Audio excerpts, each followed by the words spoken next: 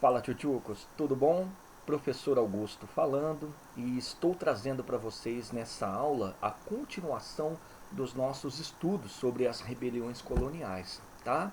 Então, só para vocês se situarem, eu continuo ainda no Brasil colônia, período colonial, e essa é uma segunda aula sobre rebeliões coloniais em que o que eu vou trabalhar são as chamadas revoltas emancipacionistas, tá legal?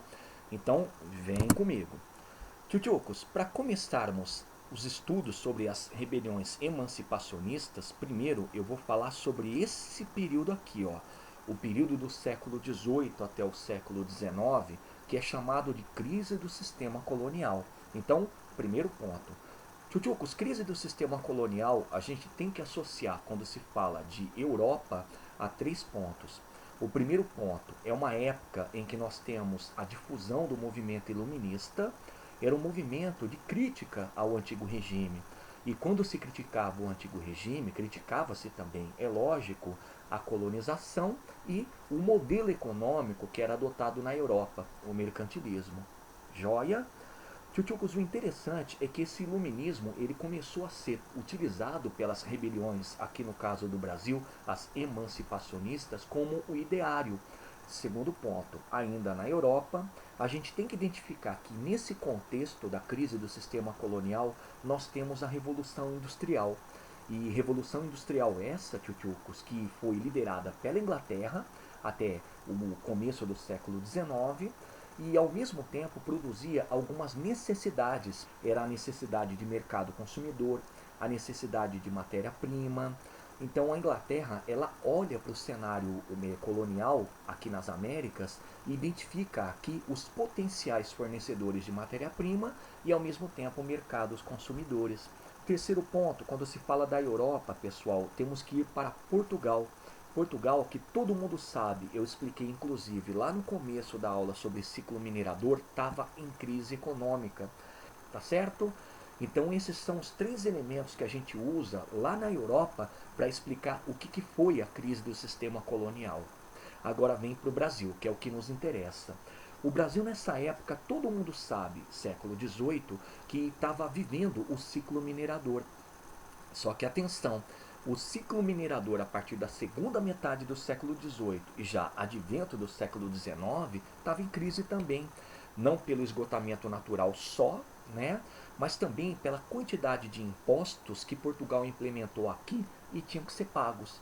Então a gente percebe que ao lado da crise do sistema ou do ciclo açucareiro, nós já temos a crise do ciclo minerador.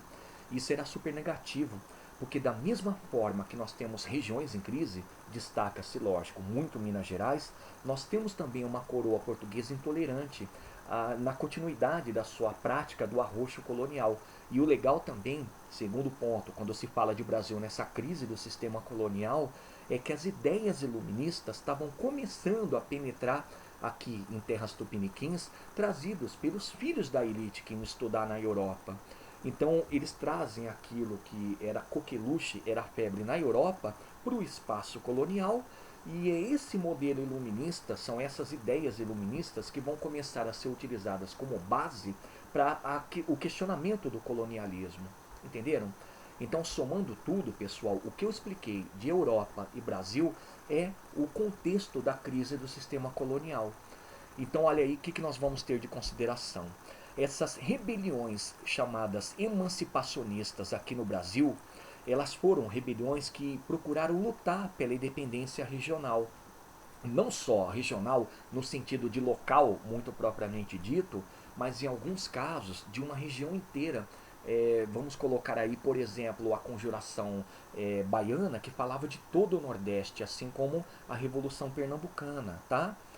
Segundo ponto, segunda consideração, as rebeliões emancipacionistas elas tiveram muita influência do iluminismo e de todos os seus derivados.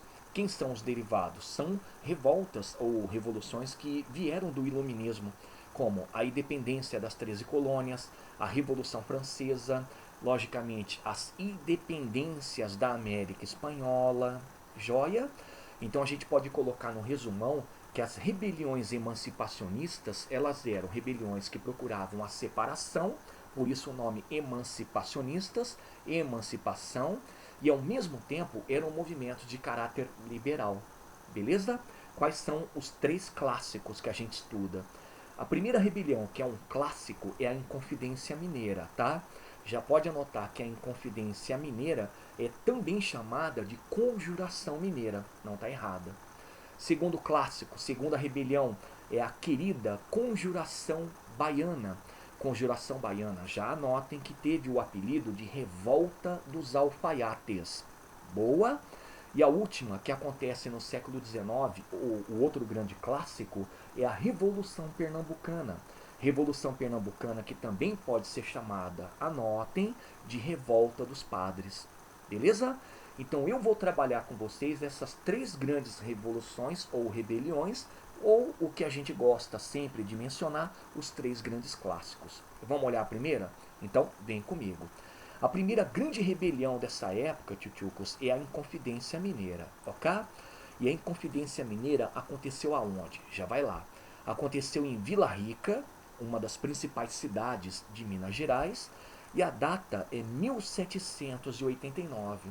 Vamos olhar o contexto para entender por que aconteceu nessa data e nessa região? Então vem comigo.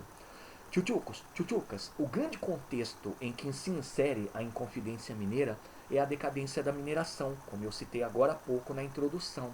E o detalhe é o seguinte: havia a decadência da mineração, vocês já sabem por quê, mas havia também a intolerância do governo português ao decretar a derrama. E isso fazia parte do grande projeto do arroxo colonial. Lembra o seguinte, como a coroa portuguesa estava em crise, ela entendia que a melhor forma de ampliar a arrecadação no mundo colonial e sair da crise era o arroxo colonial. E o arroxo colonial podia ser não só o aumento de impostos, mas também o aumento de toda a exploração propriamente dita. E nessa época, pessoal, olha que coisa interessante. A coroa portuguesa era comandada pelo ministro do Dom José I, rei de Portugal, chamado de Marquês de Pombal. E o Marquês de Pombal, ele estava comandando Portugal na condição de primeiro-ministro, tentando fazer uma modernização de Portugal, melhorando a administração e a arrecadação de impostos em qualquer local que seja, por exemplo, colônia, para diminuir aquela dependência que Portugal tinha, não só com a Inglaterra, mas também com seu sistema econômico que estava em crise. Quando se fala do arroxo, ele é o pai da derrama. E aí a gente vai lembrar, o que era a derrama? A derrama era a cobrança de todos os impostos atrasados. E quem não pagava tinha todos os seus bens tomados para leilão. Então reparem que era um contexto super complicado. Quem é que foram os líderes desse movimento que estava começando a nascer para se opor a tudo isso que está acontecendo? Na sua grande maioria, eles faziam parte da elite mineira, tá? Contando aí com o apoio de comerciantes, de intelectuais, de proprietários, grandes proprietários de minas, e nós destacamos três desses líderes. O Cláudio Manuel da Costa, que era um escritor, o Tomás Antônio Gonzaga, escritor e poeta, e principalmente o Tiradentes. Tchutchucos, inclusive o nome dele não era Tiradentes, era Joaquim José da Silva Xavier. Mas como ele era o mais, aspas, pobre dentre esses líderes da elite, ele tinha que se ocupar de outras atividades para poder ganhar dinheiro, inclusive a atividade de dentista, daí o nome Tiradentes. Ele era o mais entusiasmado dos líderes, era aquele que tentava fazer a conexão do que seria a Inconfidência Mineira com todos os habitantes de Minas Gerais, e inclusive era o cara que fazia também a ponte com o Rio de Janeiro. Ele tinha um sonho de fazer com que a Inconfidência Mineira tivesse adesão do Rio de Janeiro. E olha só que coisa interessante. O movimento ele passou a ser chamado, depois que ele foi descoberto, de Inconfidência, porque todos esses líderes e os que participaram, dando apoio, estavam conspirando. E quais eram as propostas dessa conspiração? A primeira grande proposta que todo mundo tem que conhecer é a Proclamação da República, tá? Mas atenção, Proclamação da República Regional em Minas Gerais, tendo como capital São João del Rei, e ao mesmo tempo uma república que fosse elitista. Tá joia? Segundo ponto, Não era, claro, não era defendido por todos, mas havia o debate da libertação dos escravos. Entendam assim, nem todos defendiam a libertação de escravos, tchutchucos, porque pertenciam à elite mineira, né? Mas havia sim um debate de se propor alguma coisa parecida com a libertação dos cativos como maneira de conseguir maior adesão. Só que atenção, eu insisto, não era muito claro, não era de plena adesão. Mais uma proposta, criação de universidade. Eles propunham a criação de uma universidade em Vila Rica, o local de onde parte a Inconfidência. E a universidade ela serviria para melhorar o conhecimento e ao mesmo tempo a instrução dos filhos da elite mineira. Mais uma proposta, incentivo à natalidade, só que atenção, era um incentivo à natalidade de brancos. Percebam uma questão racista na Inconfidência Mineira, o branqueamento da população. Fora essas quatro, tem mais uma, pode colocar. Eles pretendiam também a criação de fábricas, fábricas que pudessem dar autonomia e sustento a essa região quando se tornasse independente. Era fábrica de pólvora, de tecido e um grande bônus. Não podem esquecer de colocar, tá? A proposta de criação de uma milícia popular. A criação de uma milícia popular que pudesse criar o que a gente chama de defesa da região. Entenderam? E é paradoxal, porque eles falam de uma milícia popular, mas o movimento é totalmente elitista, não é? Da onde vem a influência? A grande influência da Inconfidência Mineira, por favor, já anotem, é o iluminismo, tá? Tanto é que a bandeira de Minas Gerais hoje, aquela de fundo branco com um triângulo vermelho, ela tem uma inscrição que é tipicamente ligada ao iluminismo. É Libertas que sera tamen, liberdade ainda que tardia. Então toda a carga de influência vem do movimento iluminista. Mas o exemplo direto era tirado da independência das 13 colônias. Independência essa que tinha acontecido em 1776, pouco tempo antes da Inconfidência Mineira, e servia de exemplo porque as 13 colônias foram colônias que se tornaram independentes a partir de uma revolução. Bacana? E aí vem um detalhe interessante. Atenção, o movimento não eclodiu, tá? Então a grande ação que a gente pode colocar é que o movimento não passou da fase da conspiração, da fase da inconfidência. E por que, que ele não eclodiu? Tchutchucos, é fato que os inconfidentes estavam tão entusiasmados em fazer esse movimento que eles não selecionavam quem aderiam à causa. Então muitas pessoas entravam e entravam devendo para a coroa portuguesa. É o caso, por exemplo, do Joaquim Silvério dos Reis. Ele foi um inconfidente que devia demais parte do quinto, então estava sujeito à derrama, que percebeu o seguinte: esse movimento não vai dar em muita coisa. A coroa portuguesa nessa época fazia questão de premiar a delação que fosse feita a qualquer tipo de movimento rebelde, e ele traiu. Ele delatou todos os inconfidentes, inclusive chegando a receber apoio de 2 outros participantes da Inconfidência. Então atenção, o movimento não eclodiu. Por quê? Porque a partir do momento em que ele foi traído, a partir da delação premiada, né, aconteceram as prisões, elas foram praticamente imediatas, e o intendente de Minas Gerais, o Visconde de Barbacena, foi até sacado. Ele suspendeu a derrama para esfriar os ânimos da Inconfidência e ao mesmo tempo para pegar os inconfidentes no contrapé, porque eles estariam perdidos. Afinal de contas, era com a derrama que esse movimento estouraria. Logo depois das prisões foram feitos os julgamentos na capital, no Rio de Janeiro, e num documento chamado de Autos da Devassa, a coroa portuguesa estabeleceu 2 penas. A primeira delas, desterros para aqueles que foram líderes, mas pertenciam à alta elite, legal? E desterro pode colocar no canto, é o exílio, é o banimento. Eles foram parar em outras colônias portuguesas como a África. E a segunda pena, tchutchucos, era a execução. E um deles somente foi executado, o Tiradentes, a partir da forca e do esquartejamento. Vamos olhar a próxima? Tá aí. Inconfidência Mineira, muito legal. Mas essa, pessoal, é a mais interessante. Conjuração Baiana. Já anotem, eu já disse, a Conjuração Baiana ela é também apelidada de Revolta dos Alfaiates. A gente já pode tirar uma dica daí. Revolta, vou abreviar, dos alfaiates, porque grande parte dos caras que participaram desse movimento, eles vinham dos setores mais pobres, eles eram artesãos. Boa, boa? Aonde aconteceu? Salvador, capital da Bahia, e a data é 1798. Vamos entender então o contexto para compreender por que estourou nessa data e por que em Salvador? Então vem comigo de novo.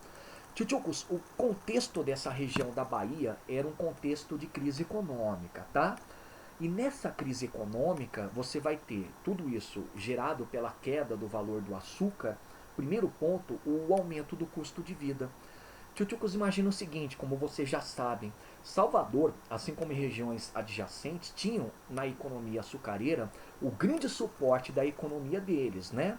Então, como essa aí é uma época chamada de crise do ciclo açucareiro, o açúcar ele tem os seus valores cada vez mais baixos.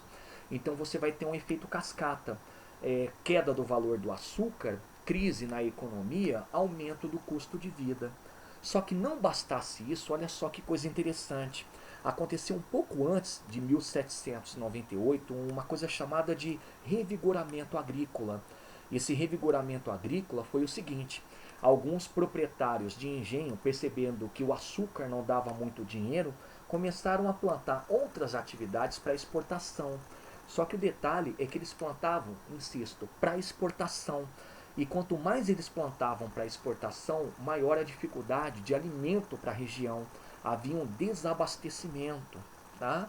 Então era uma crise econômica que tem como gatilho, como vocês já podem observar aqui, a queda do açúcar. E nessa queda do açúcar, o aumento do custo de vida e a falta de alimentos. Aí vem a parte mais importante. De todos os setores sociais, qual é aquele que mais sente uma crise econômica? Exato, setores mais pobres, mais populares. Então esses setores eram setores que estavam descontentes, ok? Além, é lógico, de alguns intelectuais e pessoas ligadas à elite, ao comércio, que também não estavam curtindo essa crise econômica. Bacana? Agora dá uma desdobrada nesse cenário caótico, nessa crise. Pessoal, a Bahia era pautada por uma forte desigualdade. E quando eu falo desigualdade, é uma desigualdade social. Então, nesse cenário de crise econômica, o pobre, olha lá, desigualdade social, é aquele que está passando fome, o pobre é aquele que está cada vez mais miserável. E, sobretudo, tchutchucos, é uma crise muito relacionada a uma sociedade que sempre foi racista, tá? Até porque muitos da sociedade baiana nessa época eram mulatos, eram negros. Então havia um incômodo quanto a essas desigualdades que eram muito fortes, eram muito aparentes. Beleza? Agora vamos dar uma apimentada nesse contexto? Tchutchucos, Bahia já não abrigava a capital do Brasil Colônia há muito tempo, né? Eu comentei agora há pouco com vocês que durante a gestão do Marquês de Pombal, a capital foi transferida para Rio de Janeiro, né? Então, sendo deslocada a capital de Salvador para o Rio de Janeiro, essa região foi abandonada. Então, alguns setores da elite também se incomodavam com essa situação, e não só a uma certa crise econômica, mas principalmente pelo fato deles terem sido abandonados. Então, nesse contexto, aparecem líderes, e os líderes, pessoal, na sua grande maioria, eram ligados aos setores mais populares, eram artesãos, eram escravos, e havia também outra parte da liderança que eram membros da elite, principalmente o pessoal ligado à maçonaria, a uma loja maçônica chamada Cavaleiros da Luz. Por quê? Porque era o pessoal que estava sentindo a crise econômica também, era o pessoal que estava desgostoso com a transferência da capital, mas, sobretudo, era um pessoal que, ligado à maçonaria, defendia o iluminismo, a liberdade. Tá? E quem são aqueles que se destacam dessas lideranças? O Cipriano Barata. Cipriano Barata era um médico, ele era o cara ligado à maçonaria, à loja Cavaleiros da Luz. O segundo, Domingos Silva. O Domingos Silva era um mulato, era o famoso faz-tudo. E principalmente um nome que vocês vão circular para dar reforço ao apelido da conjuração baiana, Revolta dos Alfaiates, é o Manuel Faustino. O Manuel Faustino, pessoal, era um artesão. Então ele era o cara, junto com Domingos Silva, que levava o movimento a se aproximar dos setores mais populares. Entenderam? E o que eles propunham? Olha que coisa interessantíssima. Tchutchucos, a Conjuração Baiana ela foi um movimento que procurava proclamar a república nessa região, mas essa era uma república de caráter popular. Eles copiavam muito o modelo jacobinista da Revolução Francesa. Então era uma proclamação de república pop. Segunda proposta, a liberdade de comércio. Propunham também de forma muito clara a abolição da escravidão, até porque grande parte dos caras que participaram e lideraram o movimento eram desse setor mais próximo dos escravos. Propunham reforma agrária, olha que puta pensamento avançado para a época, né? Então liga a reforma agrária com a tentativa da igualdade social. E para finalizar, pessoal, eles também propunham a igualdade que fosse racial dentro da ideia de que teria que haver um respeito a todas as aspas, raças que compunham a sociedade baiana. Nossa, prof, é um movimento super avançado para a época, né? E de onde eles tiraram as influências, as ideias para criarem essas propostas? De novo, a base é o iluminismo, mas as influências diretas para criarem propostas tão avançadas para a época vieram também da Revolução Francesa. Tchutchucos, mas anotem, da Revolução Francesa no período jacobino. E a outra influência, eu vou pedir para vocês circularem demais, é a independência do Haiti.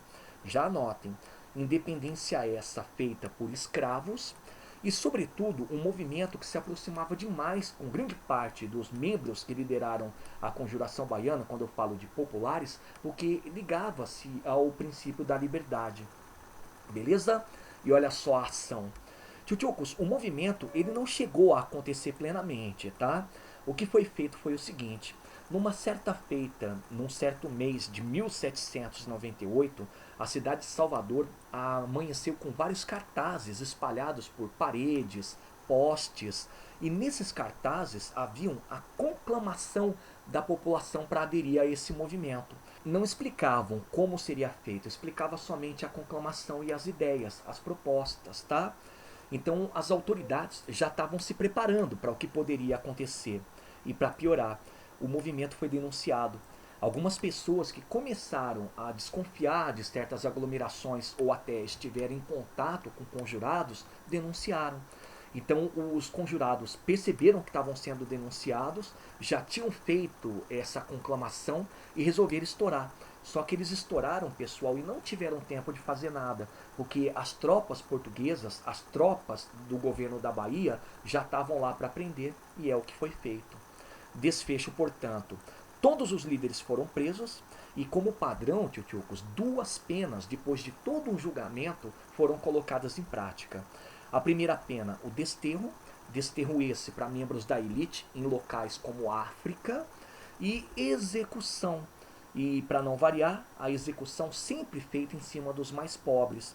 Então, todos aqueles que pertenciam aos setores mais populares foram executados. E qual foi a execução? Padrão também: enforcamento e esquartejamento. Tá legal? Então, a última foi a popular Revolução Pernambucana. Tá certo? A Revolução Pernambucana, tchutchucos, também é conhecida como Revolução dos Padres. Tá? Aconteceu aonde? Aconteceu em Recife, lá em Pernambuco, no ano de 1817. E nisso, pessoal, a gente tem que olhar direto e reto para o contexto. Vamos lá? O primeiro contexto que todo mundo tem que manjar dessa revolução é o período joanino. A gente ainda vai estudar, mas a priori o período joanino é tratado dentro da história do Brasil ainda como período colonial, tá certo? Só que a gente já pode começar a comentar que é um interlúdio, é uma transição para a nossa época de independência. Só que o detalhe é que o período joanino ele começou com um episódio super famoso que foi a vinda da família real. Tá todo mundo lembrando, né? Tem a ver com o ano de 1808.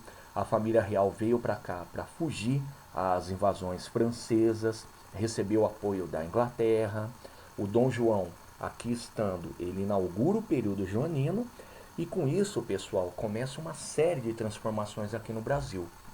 Coisa rápida: a abertura dos portos, temos também os tratados de 1810, a gente vai ter a permissão da criação de manufaturas, Só que para alimentar isso e tudo mais que a gente ainda vai discutir do período joanino, houve o aumento de impostos.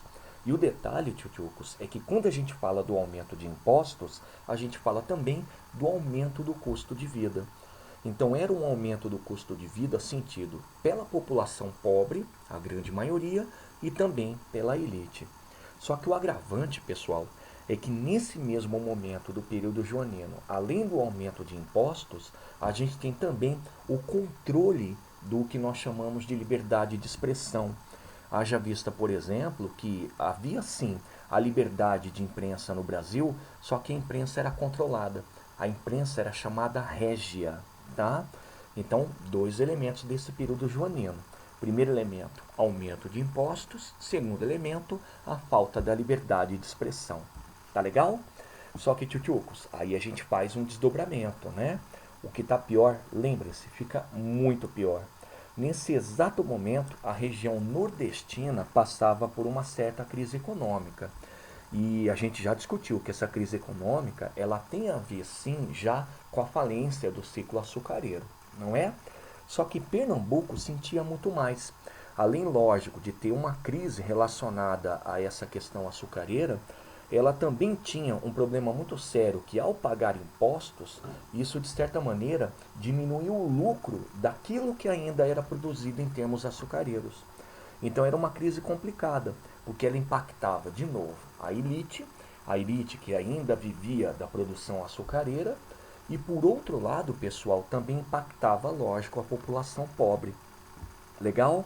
Só que uma coisa interessante é que essa crise econômica ela foi acompanhada de uma seca na região. Seca essa que detonou a produção canavieira, lógico, e detonou também um segundo produto que fazia muita importância e peso na economia regional, que é o algodão. Então a gente tem aí um contexto adverso, né? Um contexto casual. Não foi produzido pelo que nós chamamos de política da época, mas foi uma questão ambiental que aconteceu. Tá certo? Então a gente percebe que no contexto crise, seca e período joanino, existe uma insatisfação geral muito grande. E aí, quem é que foi surgindo para tentar alimentar essa rebelião, no sentido ainda de conspiração, para mudar a situação? A elite, e vocês podem destacar que ou era a elite comercial ou alguns latifundiários. Eu falo alguns, pessoal, porque a gente não pode esquecer que a grande parte dos latifundiários ainda apoiava essa relação colonial que existia entre Brasil e Portugal. Tá legal? Mas por outro lado, a gente não pode esquecer que por essa época o Brasil já era um reino unido a Portugal. Então era uma relação de colonização frouxa, tá certo? Portanto, a gente tem que guardar que a elite que está incomodada é uma elite comercial, ela está vivendo essa crise econômica, ela está sentindo os impactos também do aumento de impostos e, por outro lado, alguns latifundiários. Joia? O segundo tipo de envolvidos, que é o que vocês vão circular mais, aqueles que mais desejavam mudanças, a população pobre. E dentre esses membros da população pobre, a gente pode colocar o mulato, a gente pode colocar o ex-escravo, o próprio escravo, mas de forma geral, a população pobre é aquela que era acometida pelo contexto que vocês viram acima. Beleza? E o mais inusitado, pessoal, padres. O que é inusitado aqui? Na verdade, padres, eles participaram em alguns momentos dessas rebeliões emancipacionistas que nós trabalhamos. Eles participaram lá da Inconfidência Mineira, eles apoiaram também a Conjuração Baiana. Só que aqui, galera, eles eram muito presentes e grande parte desses padres tinha uma formação iluminista. Olha que coisa interessante, né? Uma formação que bebia da fonte do que acontecia na Europa. Ainda tínhamos na Europa essa grande vivência do pensamento iluminista. Então eram padres libertários, eram padres que viviam sim de propagar aquilo que é a liberdade dependendo da situação, mas nos moldes do iluminismo. Fechou? E quem foram os principais líderes? Dá uma olhada aqui. José Lima, famosíssimo militar, inclusive anotem o apelido, é chamado Leão Coroado. Ele foi um líder, pessoal, e ele foi um cara super heróico para o contexto da época, porque ele se rebelou à prisão dele. É, como o movimento já estava meio que sendo espionado, a coroa portuguesa já estava sabendo da conspiração, foram até a casa dele, deram voz de prisão e ele reagiu. Essa reação é o que desencadeou a Revolução Pernambucana. Então tá aí José Lima, militar, conhecido como Leão Coroado. Beleza? O segundo líder, pessoal, o militar político, mais político, né? Super conhecido na região, que é Carlos Andrada. O Carlos Andrada, ele é aquele que vai fazer a ligação dos elementos mais populares com a elite. Até porque, como político, ele sabia ciclar e circular entre os dois ambientes, a elite e o setor mais pobre. Beleza? E o último líder, pessoal, também famoso, junto ao José Lima, é José Inácio, tá? Ele, pode colocar, tem um apelido que é Padre Roma. Ele foi um dos vários padres que lideraram a Revolução Pernambucana. Por isso, Revolta dos Padres. Tá certo? Agora, o interessante, pessoal, é que essas lideranças que eu acabei de comentar, elas estão dissolvidas e inseridas dentro daqueles envolvidos. A elite, a população pobre, os padres. Só que tomem cuidado. Os líderes mais destacados aqui, o José Lima e o José Inácio, eles vão fazer parte verdadeiramente da elite dos padres. Tá certo? E quais eram as propostas, pessoal? A primeira grande proposta do movimento era a proposta de independência do Nordeste. Olha que legal, é um pouquinho mais abrangente, né? Não foi, por exemplo, como a Inconfidência Mineira, que era muito regionalizada, era muito restrita ao eixo Minas-Rio, mas não passava disso. Então a pretensão dos rebeldes era incorporar todo o Nordeste nesse movimento. Para quê? Dá uma olhada na segunda proposta. Para a formação de uma república, pessoal.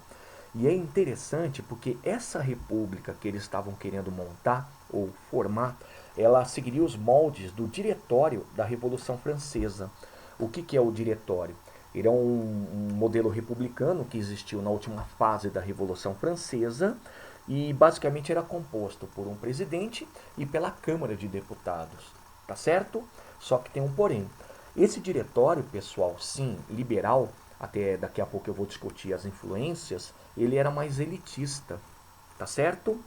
E para finalizar, pessoal, a criação de uma constituição liberal que pudesse, de certa maneira, garantir certas autonomias à região e, ao mesmo tempo, sim, o próprio nome diz, o liberalismo.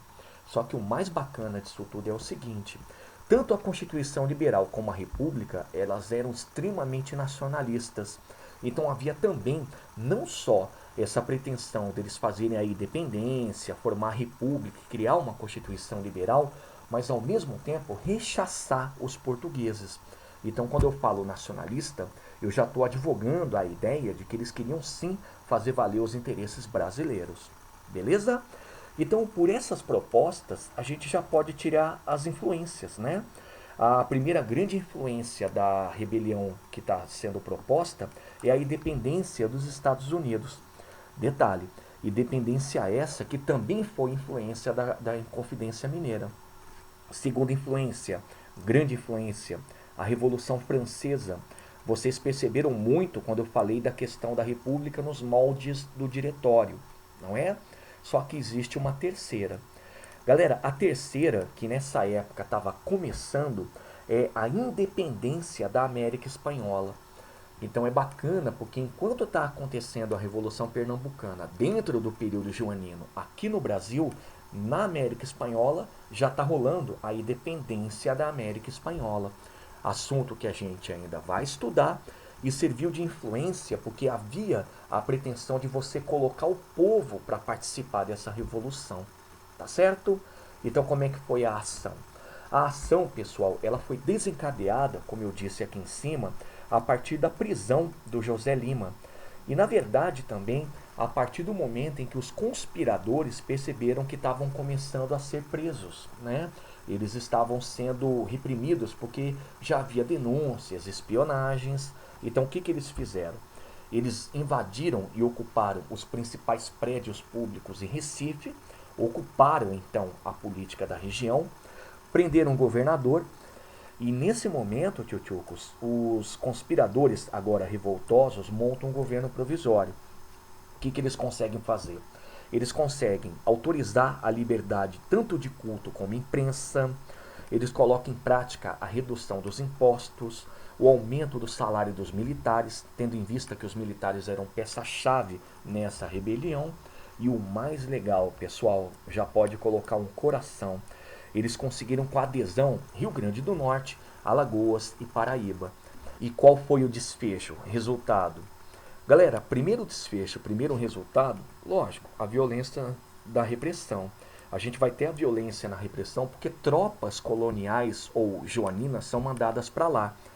Outro, tivemos as prisões, todos os envolvidos foram presos, foram julgados e no final, pessoal, olha só que coisa muito comum dentro da história colonial quando se fala da debelação das rebeliões. Sim, existiram execuções. Os executados foram aqueles que pertenciam aos setores mais pobres, lógico. E sim, tivemos exílios. E os exílios sempre em cima daqueles que eram membros da elite. Tá certo? Então vamos lá para a minha despedida, pessoal. Leia mais sobre esse assunto na apostila, na página que eu especifiquei para vocês. E em seguida, vá lá para a página 525, setor Praticando, resolvam a questão 2. Terminou? Página 525, 526, habilidades, questões 2, 3 e 5.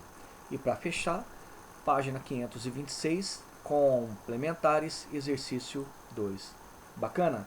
Então, bons estudos, forte abraço e até a próxima.